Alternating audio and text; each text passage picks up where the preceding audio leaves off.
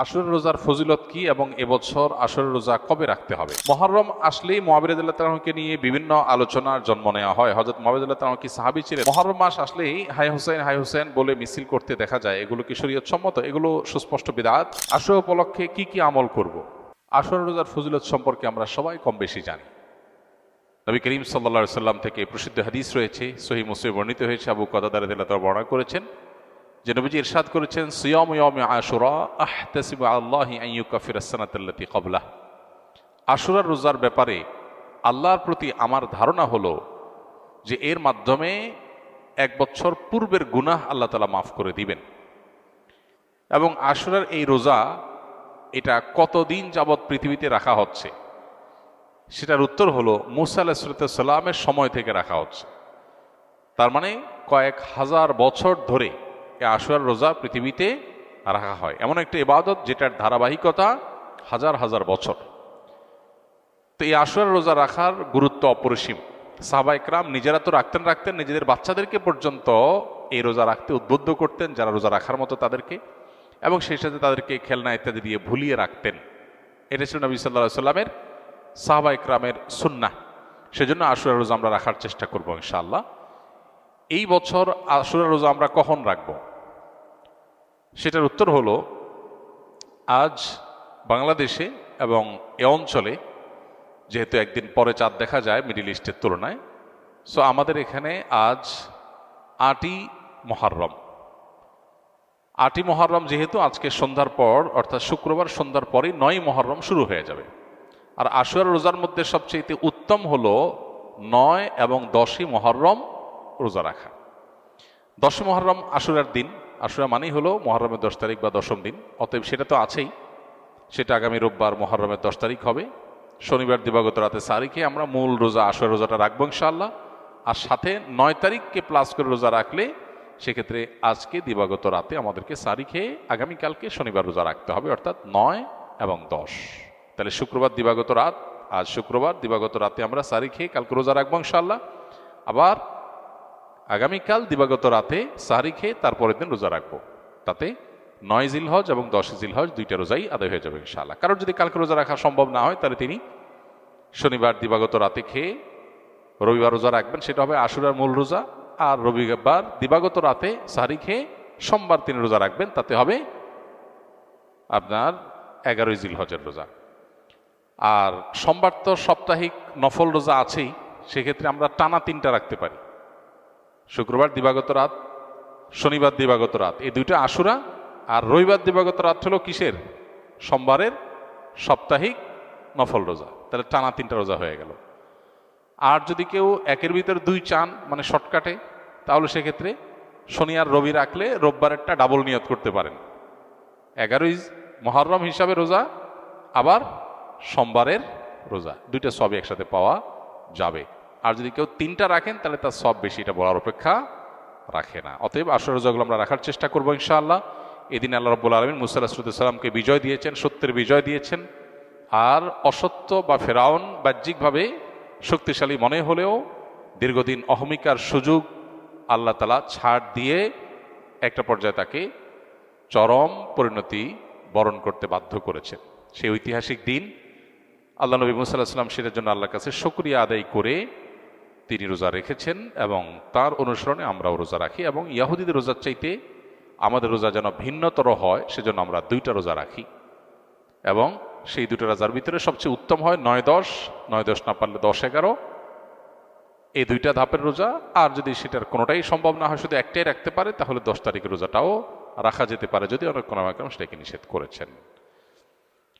আশুরা উপলক্ষে কি কি আমল করব? আশুরা উপলক্ষে সর্বপ্রথম এবং প্রধান আমল হলো রোজা রাখা, যেটা আমরা এতক্ষণ বললাম। মুহররমের 10 তারিখ এবং তার সাথে 9 তারিখ, এই 2টা রাখা উত্তম। কারণ নবী সাল্লাল্লাহু আলাইহি সাল্লাম বলেছেন, যদি আমি আগামী বছর বেঁচে থাকি তাহলে আমি 9-10 রোজা রাখবো। এই জন্য 9-10 রাখাটা উত্তম, এটা নবীজির স্বপ্ন ছিল, আকাঙ্ক্ষা ছিল। আর না হলে 10-11 রোজা রাখা, এটা হলো আশুরার প্রধান আমল। দ্বিতীয়ত, আশুরার এই দিবসের শিক্ষাটা গ্রহণ করা, এটা নিয়ে খুব বেশি আলোচনা হয় না।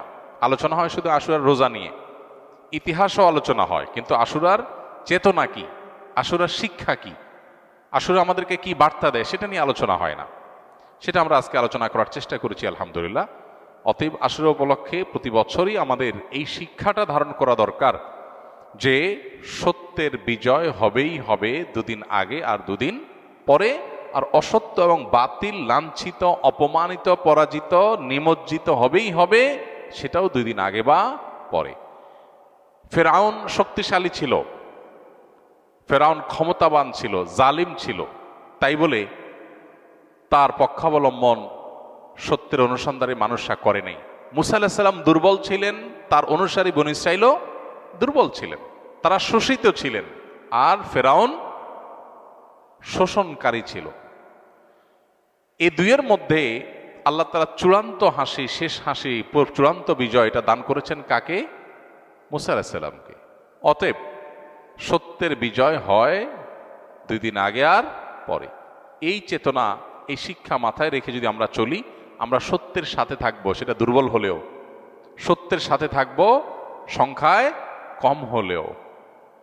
আমি শুধুমাত্র শক্তি, সামর্থ্য, দল, গ্রুপ, মতাদর্শ এগুলো দেখে, জোয়ার দেখে আমি চলবো না, আমি আদর্শের ভিত্তিতে চলবো। এই শিক্ষাটা আমাদেরকে আসলে দিয়ে থাকে। অতএব সেই শিক্ষাটা আমরা ধারণ করার চেষ্টা করব ইনশাআল্লাহ। আশুরা উপলক্ষে একটা হাদিস, যে হাদিসকে ইমাম তিরমিজি রাহিমাহুল্লাহ বিশুদ্ধ বললেও, হাসান বললেও, অন্য ইমামরা অনেকে জয়ীফ বলেছেন, সেটা হলো এই দিনে আল্লাহ তাআলা আল্লাহর বান্দাদেরকে মাফ করার ইতিহাস আছে। অতএব পরবর্তী জাতিরাও আল্লাহর কাছে তওবা করলে এই দিনে তওবা কবুল হবে, আল্লাহ তওবা করবেন, কবুল করবেন। তো সেই হাদিসের উপর ভিত্তি করে কেউ আল্লাহর কাছে এই দিন ইস্তেগফার এবং তওবাও করতে পারে, যেহেতু নফল আমল, এটা চাইলে কেউ করতে পারেন। মুহররম আসলেই মুআবিয়া রাদিয়াল্লাহু তাআলাকে নিয়ে বিভিন্ন আলোচনার জন্ম নেওয়া হয়। হযরত মুআবিয়া রাদিয়াল্লাহু তাআলা কি সাহাবী ছিলেন? মুআবিয়া রাদিয়াল্লাহু তাআলা সাহাবী ছিলেন, এটা নিয়ে তো কোনো প্রশ্ন থাকার সুযোগই নেই। আমরা সবাই জানি তিনি সাহাবী ছিলেন, এবং মুআবিয়া রাদিয়াল্লাহু তাআলা আনহু আমাদের সমস্ত মুসলমানদের কাছে শ্রদ্ধার পাত্র। সাহাবীদের সমালোচনা করতে নবী সাল্লাল্লাহু আলাইহি ওয়াসাল্লাম পরিষ্কারভাবে নিষেধ করেছেন। সাহাবীদের সমালোচনা করা, তাদেরকে গালমন্দ করা, এই গালমন্দ করতে নবী সাল্লাল্লাহু আলাইহি ওয়াসাল্লাম নিষেধ করেছেন।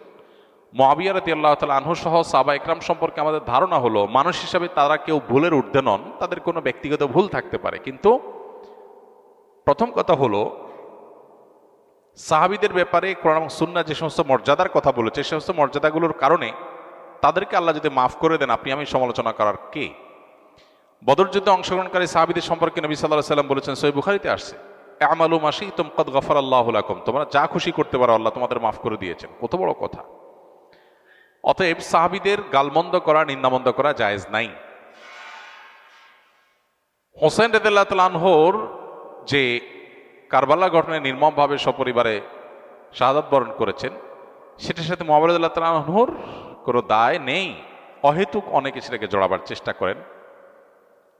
হোসেন রাদিয়াল্লাহু তাআলা আনহুর শাহাদাতের সাথে ইয়াজিদের যে সম্পর্ক, বা ইয়াজিদের বাহিনীর যে সম্পর্ক, সেটাকে মুআবিয়া রাদিয়াল্লাহু তাআলার উপরে দায় চাপানোটা একেবারেই অহেতুক।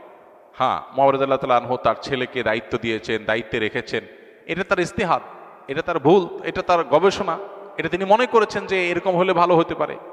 হয়তো বা বাস্তবে সেটা ভুল হতেও পারে, কিন্তু এটা গবেষণা। গবেষণাগত ভুলের জন্য কেউ কোনো মুস্তাহিদ সমালোচনার যোগ্য, গালমন্দ অন্তত করার উপায় বা সুযোগ থাকে না। বিদায় মুআবিয়া রাদিয়াল্লাহু তাআলাকে নিয়ে আমাদের ধারণার পরিবর্তন হওয়া উচিত। আমাদের সমাজে দেখা যায় মুহররমের 10 তারিখ আসলেই অনেক রেডিও চ্যানেলে, অনেক মিডিয়াতে মুআবিয়ার সমালোচনা করা হয়। এটা সুস্পষ্টভাবে শরিয়ার লঙ্ঘন, নবী সাল্লাল্লাহু আলাইহি ওয়াসাল্লাম হাদিসের লঙ্ঘন। একজন ইমানদার সেটা করতে পারেন না। পুত্রের কোনো কর্মকাণ্ডের জন্য গণহারে বাবাকে দায়ী করা, এটা একেবারেই অনুচিত কাজ। মুহররম মাস আসলেই হাই হুসেন, হাই হুসেন বলে মিছিল করতে দেখা যায়, এগুলো কি শরীয়ত সম্মত? এগুলো সুস্পষ্ট বিদআত। মুহররম মাসের সাথে এই হাই হুসেন, হাই হুসেন করার কোনো সম্পর্ক নাই। তাছাড়া হোসেন রাদিয়াল্লাহু তাআলা আনহুর মৃত্যুতে আমরা প্রত্যেকটা মানুষ ব্যথিত, এবং তার হত্যাকারীদেরকে আমরা ঘৃণা করি, কিন্তু এবং তাদের নির্মম শাস্তি আল্লাহর কাছ থেকে আমরা আশা করি, দোয়া করি। কিন্তু সেই সাথে তাকে ঘিরে সারা বছর জুড়ে বা যুগ যুগ ধরে এই শোক পালন করা, শতাব্দীকে শতাব্দী পর শোক পালন করা, এটা শরিয়ার কোনো বিধান নয়। শরিয়ার বিধান হলো লা ইহদাদা ফাওকা সালাসাতি আইয়াম, 3 দিনের বেশি কোনো শোক পালন করা চলবে না। বিধায় আমরা তার শোকে মুহ্যমান, তার ব্যথায় ব্যথিত, কিন্তু এর মানে এই না যে আমরা এটা বছর বছর পালন করে যাব। ইহুদি খ্রিস্টানদের অনুকরণে তারা যেরকম প্রত্যেক বছর বছর দিবস পালন করার অংশ হিসেবে এগুলো করে থাকে। এটা ইসলামের কালচার না, মুসলমানদের কর্মকাণ্ড নয়। নবী সাল্লাল্লাহু আলাইহি ওয়াসাল্লাম ওয়াফাতের পরও এরকম বছর বছর কোনো শোক পালন সাহাবীরা কেউ করেননি।